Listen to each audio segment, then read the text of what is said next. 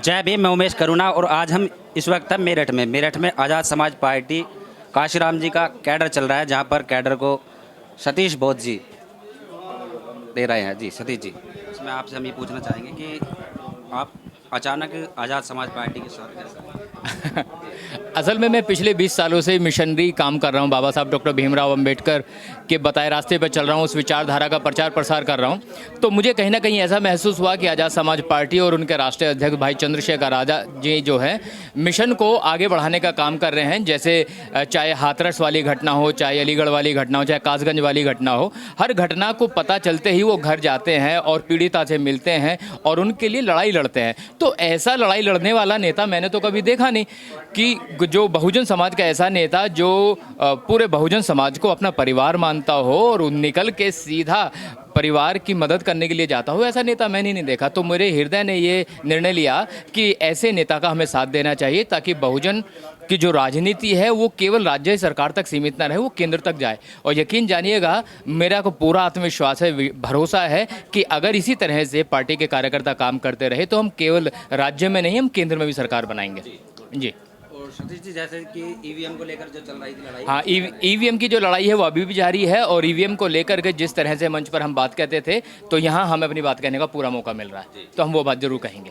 तो कैडर हमें हर जगह चल रहे हैं? हाँ जी, कैडर पूरे उत्तर प्रदेश में चल रहे हैं क्योंकि अभी उत्तर प्रदेश में जो है चुनाव होने वाले हैं और अभी हम यहाँ पर हैं, बस तुरंत हम हापुड़ जा रहे हैं, फिर हापुड़ के बाद हम लोग गाजियाबाद और बागपत और सारे जिलों में इस तरह से कैडर करते रहेंगे। जी, बहुत बहुत साधुवाद।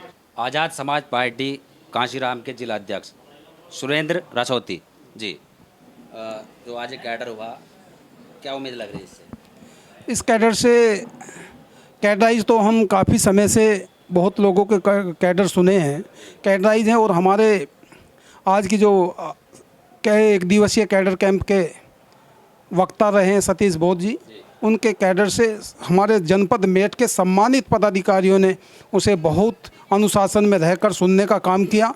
और हमें यदि इस तरीके के कैडर मिलते रहें तो हम बहुजन मिशन जो बाबा साहब और मान्यवर काशीराम और संतों गुरुओं का जो मिशन है उसको आगे बढ़ाने में और सत्ता तक पहुंचने में काफ़ी हद तक बहुत जल्दी कामयाब हो गए आज़ाद समाज पार्टी के तत्वाधान में।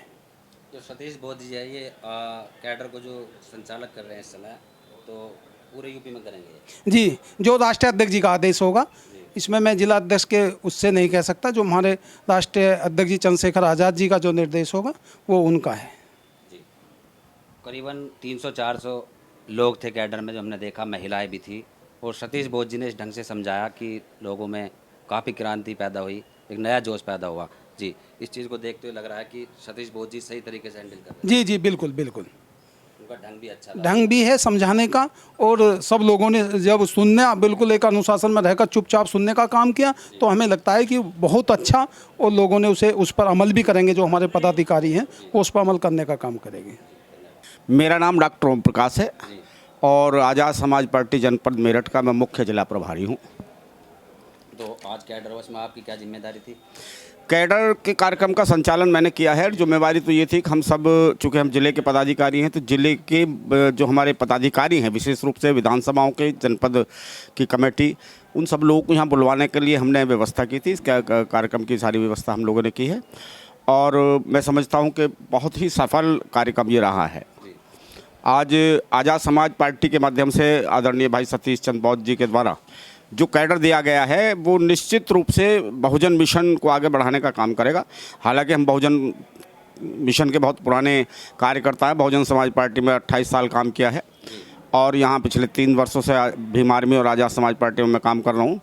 तो निश्चित रूप से हमारा जो कल है, बहुजन समाज आज़ाद समाज पार्टी का जो कल है वो उज्ज्वल है। और हमारे नेता आदरणीय भाई चंद्रशेखर आज़ाद जी का जो एक सोच है, उस सोच के प्रति लोग जुड़ते चले जा रहे हैं। जैसे कि आपने बताया कि आप पहले बहुजन समाज पार्टी में भी काफ़ी लंबे समय से कार्य किया और आपका तजुर्बा भी बहुत अच्छा है, तो इस हिसाब से ये नहीं लगता कि वोट डाइवर्ट होगी, नुकसान होगा इससे समाज को? नहीं, निश्चित रूप से वोट डाइवर्ट नहीं होगा, क्योंकि लोगों में अब राजनीतिक, देखिए हमारे समाज के जो लोग हैं, जो बहुजन मिशन के लोग हैं, वो लोग पहले जरूर थोड़े से अशिक्षित थे, लेकिन आज लोग सोच रखते हैं, राजनीतिक सोच चेतना अब मान्यवर साहब काशीराम साहब ने पैदा की है लोगों में, और सोच और विचार करके लोगों को ये पता है कि हमें जाना कहाँ है, कल हमारा किसके साथ है। आदरणीय बहन जी के साथ हमने काम किया। हम उनके कार्यकर्ता रहे, लेकिन बहन जी का जो कार्यक्रम है, बहन जी का जो मिशन है, वो निश्चित रूप से अब वो थोड़ा डाउन हुआ है, क्योंकि बहन जी काम ही नहीं करती लोगों के लिए। बहन जी घरों में रहती हैं। हमें ऐसे नेता की जरूरत है जो हमारे दुख में, हमारी तकलीफ में हमारे घर पाए। जो अभी बात चल रही थी कि वो पीड़ित लोगों के घर तक पहुंच रहे हैं और सड़क पर एक संघर्ष करते हैं। संघर्षशील व्यक्ति की जरूरत है। हर दलित, हर शोषित, हर पिछड़ा, हर मुस्लिम ये समझने लगा है कि आज अगर कोई नेता है हमारी आवाज़ उठाने वाला इस देश में, हमारी तकलीफ़ों को दूर करने वाला, तो वो भाई चंद्रशेखर आज़ाद है। मतलब कि पहले कोई ऑप्शन नहीं था जब से निश्चित रूप से कोई ऑप्शन नहीं था। बहुजन समाज नहीं, बहुजन समाज पार्टी की जब तक मान्यवर साहब कांशीराम रहे तब तक बहुजन मिशन बढ़ा। 2006 में 10 अक्टूबर को, जो सितंबर को अब साहब का निधन हो गया, उसके बाद मिशन घटता जा रहा। 2007 में 207 सीटें बहुजन समाज पार्टी की आई।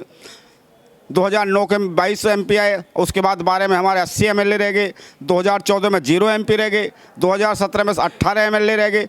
तो ये मिशन घट रहा है। 2009 में 19 में हम 10 सांसद जिता कर लाए, लेकिन वो गठबंधन की बदौलत था। गठबंधन बहन जी ने तोड़ दिया। पता नहीं क्या सोचे हमारे नेता की। तो हम निश्चित रूप से अब उस विचारधारा के विरुद्ध हैं और भाई चंद्रशेखर आज़ाद जी के साथ। धन्यवाद जी। आपका परिचय? सर मेरा नाम श्रीचंद है, श्रीचंद जाटव। सर मेरा नाम श्रीचंद जाटव है। मैं जिला कार्यालय प्रभारी आज़ाद समाज पार्टी काशीराम का एक सिपाही हूँ और भाई के लिए काम करता हूँ। उसी में भाई की पार्टी में और भाई के विचारों में मेरी पूरी आस्था है।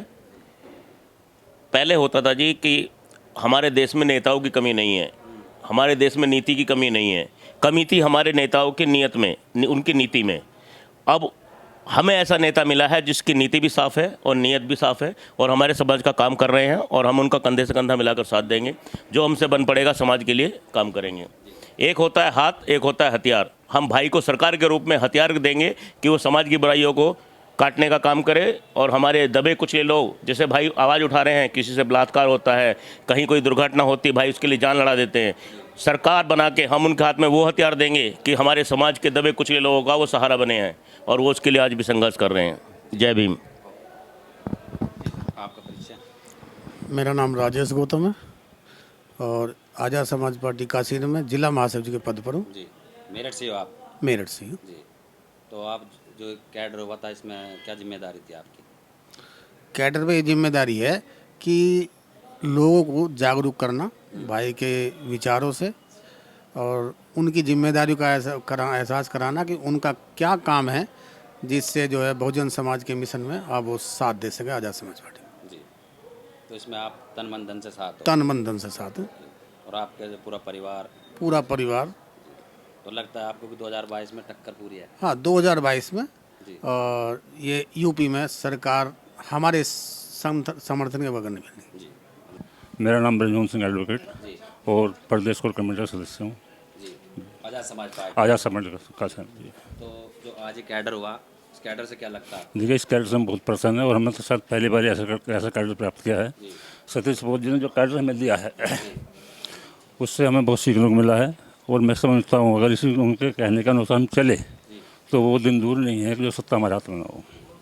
सतीश बोध जी का जो समझाने का तरीका था, इंप्रेशन करने का तरीका जो प्रभावित करता जी, है, जी। तो ऐसा आपने पहली बार लगा कि ऐसा कैडर भी कोई दे सकता है? हाँ, कोई दे सकता है। मुझे नहीं लगता कोई ऐसा कैडर मिल जाएगा, लेकिन जो कैडर उन्होंने दिया, बस ज़रूरत है हमें उनके कैडर पर चलने की। उनका जो वक्तव्य था, जो हमने भी देखा सुना, महिलाएं भी काफ़ी परेशान हुई, उनको जी। जो एग्जाम्पल दे हाँ जी, समझाने के, वे काफ़ी प्रभावित करने वाले। हाँ, तरीका बहुत अच्छा था, बहुत सिंपल तरीके से समझा कर लेकर चले और तरीके से लेकर शायद हर आदमी की समझ में नहीं आ पाता। तो मेरठ में आप मेरठ से ही हो? हाँ, मेरठ से, गंगानगर से हूँ। तो मेरठ में कब है दोबारा कोई ऐसा कैडर की? हम तो जरूर समझ कि हमें बहुत जल्दी कैडर मिले ऐसे दोबारा से, बहुत जल्दी, भी कोई तारीख निश्चित नहीं है। तो अब की बार से ज़्यादा संख्या में आप कैडर रखने की? हाँ, ज़्यादा संख्या रखेंगे, जितनी ज़्यादा संख्या होगी। तो और कुछ कहना चाहेंगे इस बारे में? नहीं, बस मैं तो ये कहना चाहूँगा कि कैडर पर चलें और आज़ाद समाज पार्टी का आश्रम के माननीय राष्ट्रीय अध्यक्ष श्री चंद्रशेखर आज़ाद जी के हाथ मजबूत करें और छोटी मोटी बातों को छोड़ के हिम्मत से काम लें।